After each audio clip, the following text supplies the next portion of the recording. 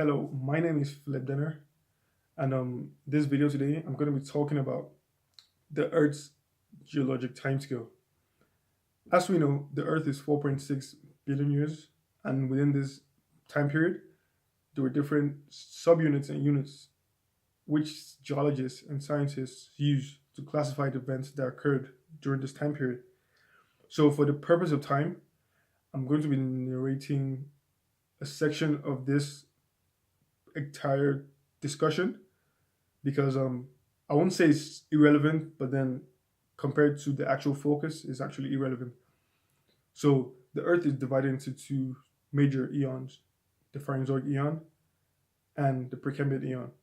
The Precambrian eon is the large eon and has three sub eons embedded in it: the Proterozoic eon, the Archean eon, and the Hadean eon. The Hadean eon is the eon where basically the Earth begins to cool and then the rocks begin to form. This was that period. Then, as we move on to the Archean eon basically is the eon where the first unicellular bacteria or life starts to emerge. And then we move on to the Proterozoic eon. And this eon is basically where the first soft bodied organisms or the first multicellular bacteria start to form. So then, moving along to my main emphasis on this video, the Phanerozoic eon. So the Phanerozoic eon compared to the Precambrian eon is actually a smudge. It's not really that small, but then when you compare it to a vast time scale as that of the Precambrian, it's quite small. So the Phanerozoic eon is broken down into three eras: the Mesozoic era, the Paleozoic era, and the Cenozoic era.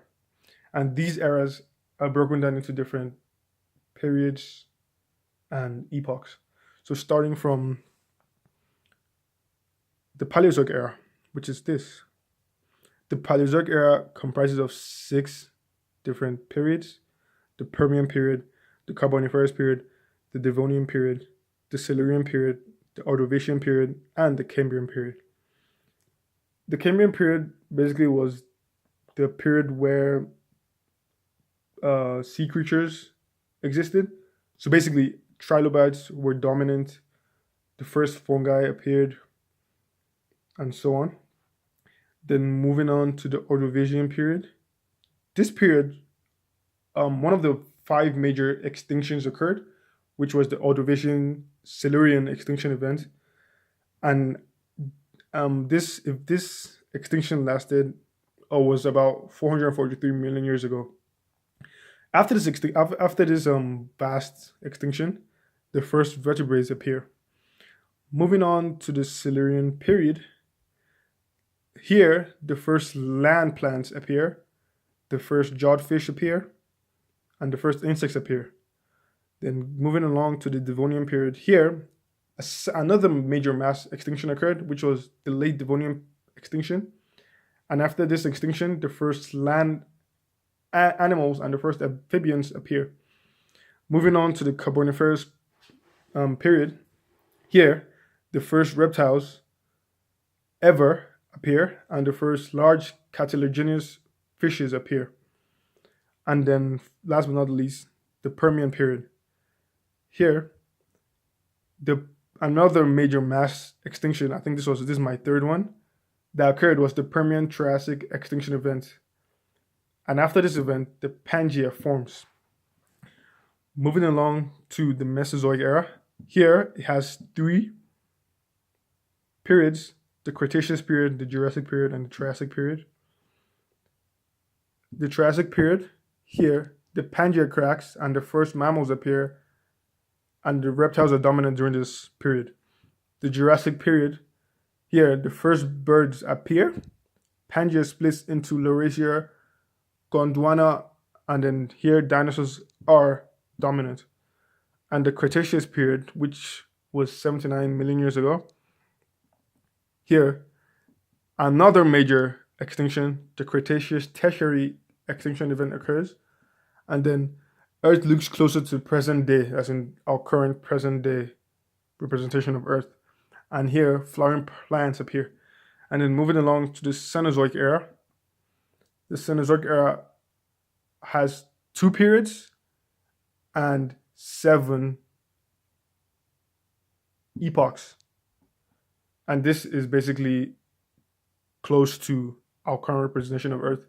Here, the Quaternary period and the Tertiary period are evident, and the Quaternary period is divided into 2 epochs, the Holocene and the Pleistocene.